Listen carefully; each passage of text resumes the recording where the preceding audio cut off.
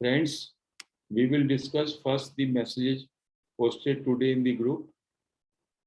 एक महर्षि का कोट है, if the will and desire to remember self are strong enough, they will eventually overcome vasanas.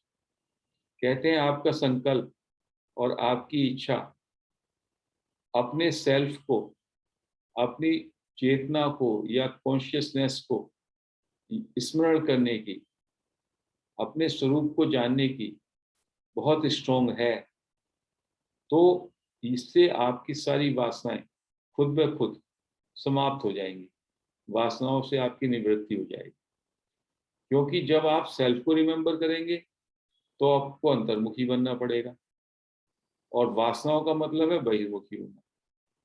तो जब अंतर्मुखी होने की जो प्रक्रिया है आपकी, जो आपकी इच्छा शक्ति है, आपका जो संकल्प है वो अंतर्मुखी होने का बन गया, your entire desire now is focused to be the self, to remember the self, तो फिर देन वासनाएं जितनी है वो खुद ब खुद ही ओवरकम हो जाएगी।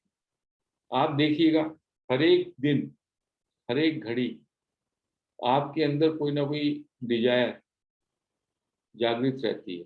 आप देखेंगे हमेशा आपका मन किसी ना किसी एजेंडे पे काम कर रहा होता है, उसका आप भान कीजिए।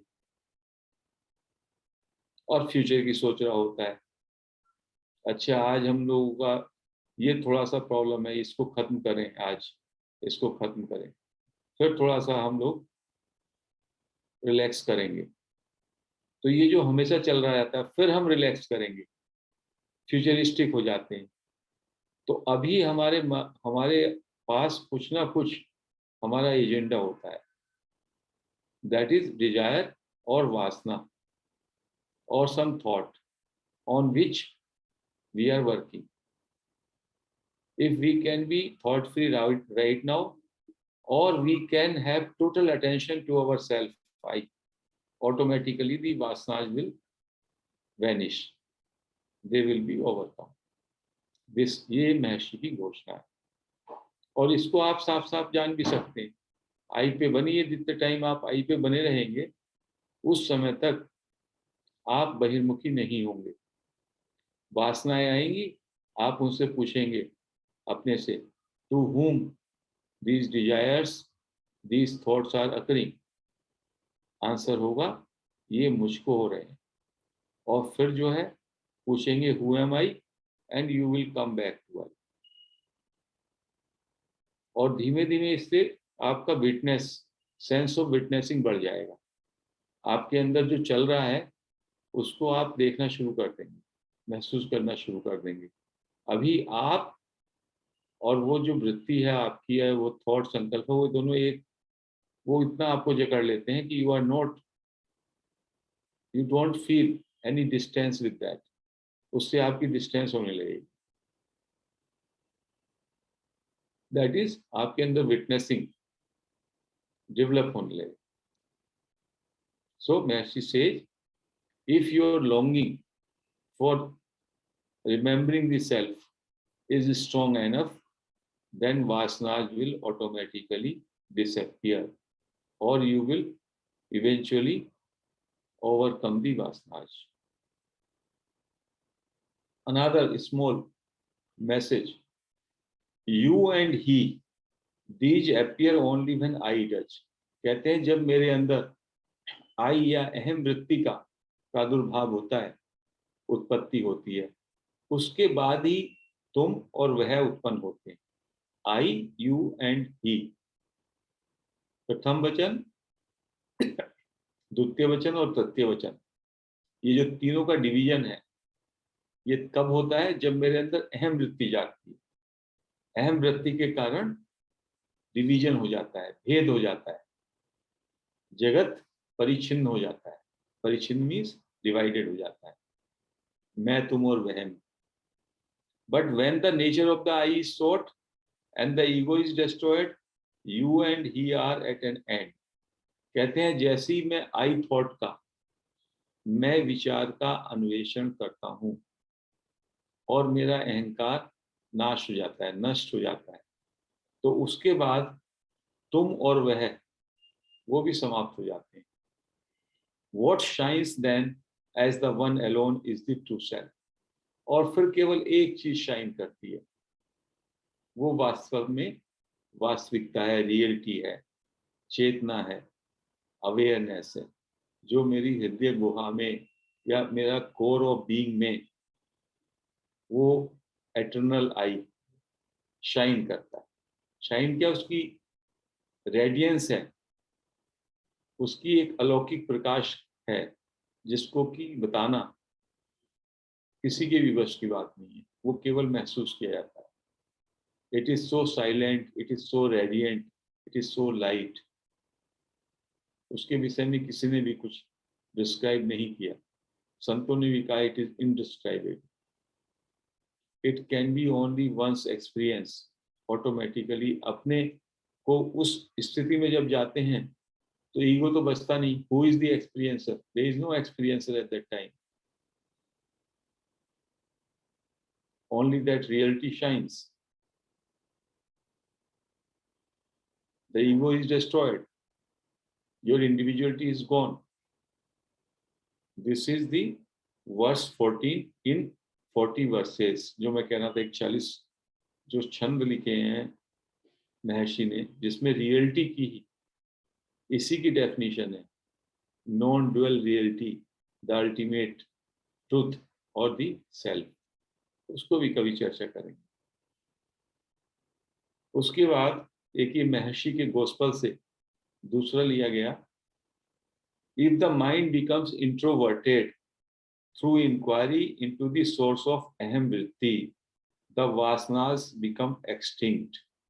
वही बात, यदि हम मन को अंतर्मुखी कर लें और इंक्वायरी करें, अन्वेषण करें कि जो ये अहम वृत्ति मेरे अंदर जो आई उठ रहा है, इसका क्या सोर्स है, मीन्स कहाँ से इसकी उत्पत्ति हो रही है, from where this I is arising, उससे वासनाएं खत्म हो जाती हैं, वासनाएं क्षय हो जाती हैं।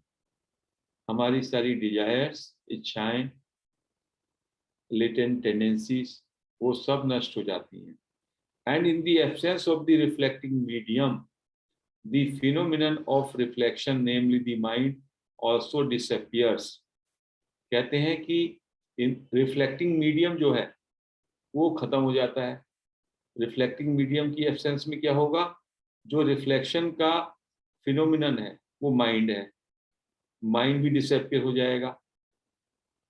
क्योंकि बाहर की जब सत्ता ही, बाहर की सत्ता छूट गई, ये जो अहम वृत्ति है, अहम वृत्ति के कारण ये जो रिफ्लेक्टिंग मीडियम था, वो रिफ्लेक्टिंग मीडियम क्या था, रिफ्लेक्टिंग मीडियम था ये माइंड, और रिफ्लेक्शन का जो फिनोमिना था वो ये बाहर की सत्ता थी। वो दोनों के दोनों डिसअपियर हो जाते हैं और जो माइंड है वो हार्ट में सिंक हो जाता है।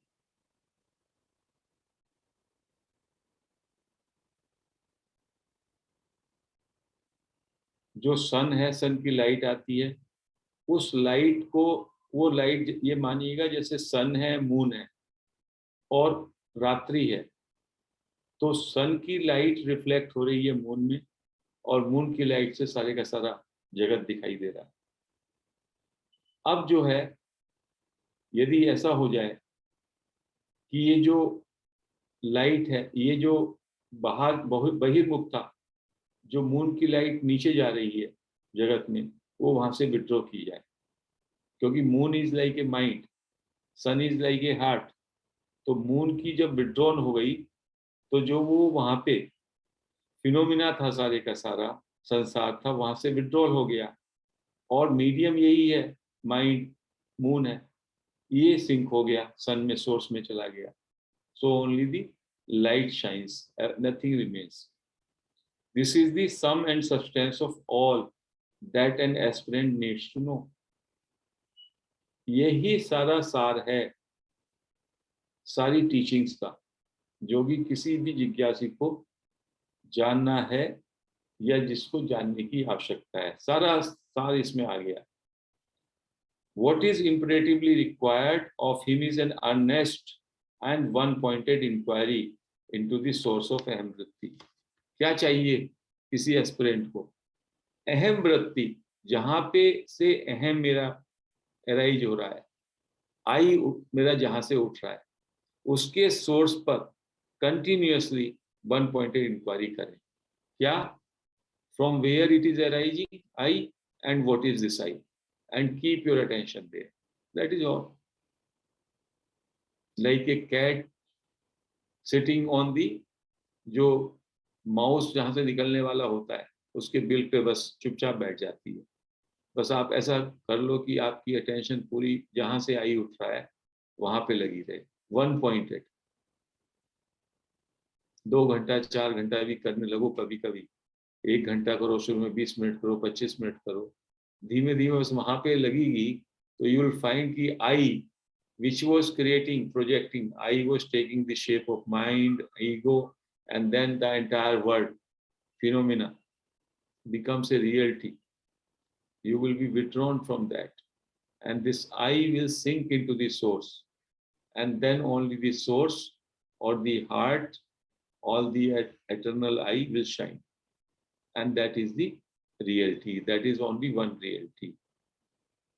This is the sum and substance of the teachings of Maharshi, and they are so consistent and they stand to reason. Of course, when we practice, we do practice, it requires one pointed attention, but when we hear them again and again also, उससे हमारा faith, हमारी understanding clear होती है, and that becomes a motivation for us to pursue our self-inquiry. So आज हम इस चर्चा को यहीं पे विराम करते हैं।